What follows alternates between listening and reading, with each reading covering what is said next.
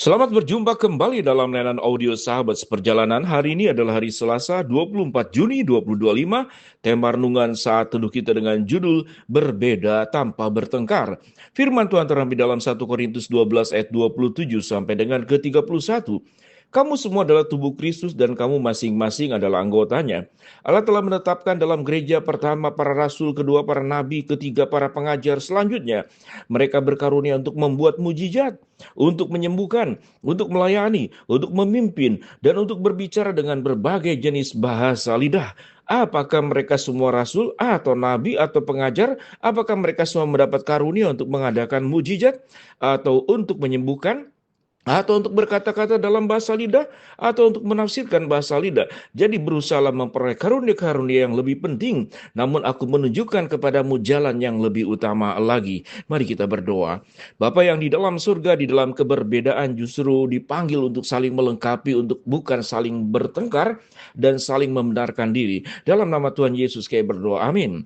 Shalom sahabat seperjalanan yang dikasihi Tuhan. Kalau kita melihat di dalam 1 Korintus pasal 12 ayat 27 sampai dengan ke-31, maka gambarannya di sini berbicara tentang berbagai macam banyak gereja dengan penekanan-penekanan yang berbeda satu dengan yang lain. Ayat yang ke-27 sampai ke-31 sesungguhnya mewakili juga gereja-gereja di mana kita dibesarkan secara iman. Ada gereja yang sangat menekankan aksi sosial, ada gereja yang sangat menekankan pentingnya kesehatan, sehingga dia mementingkan sekali bagaimana pola makan yang baik.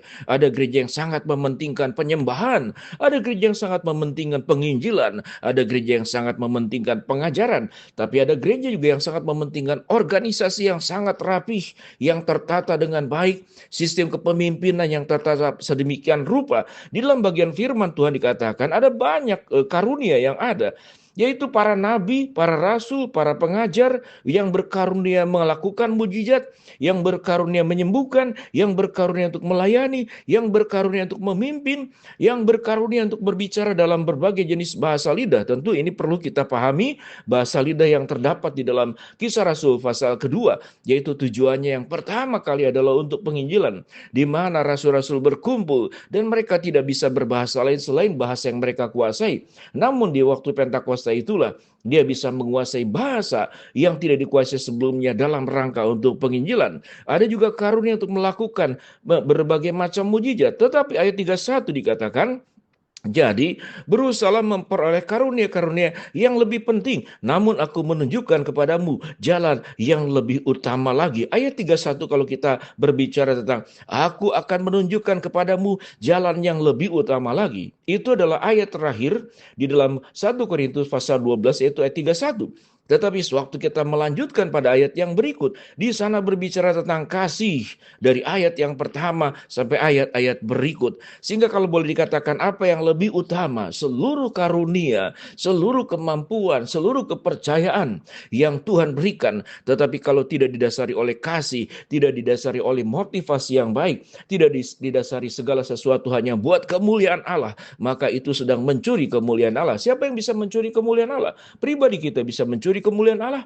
Gereja bisa mencuri kemuliaan Allah. Komunitas-komunitas dalam bentuk lembaga pun bisa mencuri kemuliaan Allah dengan mengatasnamakan pelayanan, dengan mengatasnamakan Tuhan, dengan mengatasnamakan segala sesuatu buat kerajaan Allah, tetapi tersimpan di dalamnya kepentingan-kepentingan pribadi, kepentingan-kepentingan kelompok. Itu yang diingatkan pada ayat yang ke-31 yang firman Tuhan katakan, jadi berusahalah memperoleh karunia-karunia yang lebih penting, namun aku menunjukkan kepadamu jalan yang lebih utama lagi. Kita berbicara kembali kepada tema berbeda tanpa bertengkar.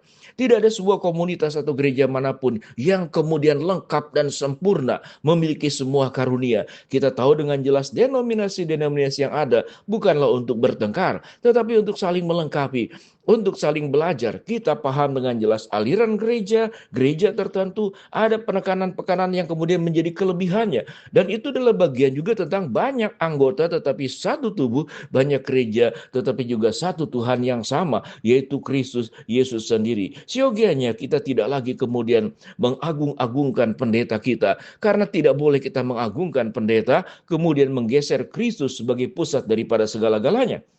Sewaktu kita mengagungkan pendeta kita, gembala kita, maka itu akan menjadi potensi yang sangat berbahaya tatkala Kristus digeser, kemudian manusia ditempatkan, sekalipun dia hamba Tuhan, sekalipun dia pendeta, sekalipun dia rohaniawan, tetapi tatkala Kristus digeser, maka kita mulai melakukan pemujaan kepada personal dan pribadi seseorang, apapun bentuknya, maka itu adalah sebuah pemberhalaan. Kita sudah menggeser. Jangan sampai kemudian Kristus digeser karena kepentingan kelompok. Jangan sampai firman Tuhan digeser karena kepentingan pribadi. Siogianya, biarlah kita saling belajar bahwa kita adalah banyak anggota dan satu tubuh, dari ayat 12 sampai dengan ayat ke-26, kemudian dilengkapi pada ayat yang ke-27 sampai ke-31 yang dikatakan kamu semua adalah tubuh Kristus dan kamu semua adalah anggota-anggotanya. Allah telah menetapkan dalam gereja pertama para rasul, kedua para nabi, ketiga para pengajar, selanjutnya mereka berkarunia untuk membuat mujizat, menyembuhkan, melayani, memimpin, dan kemudian karunia berbagai macam karunia-karunia yang lain.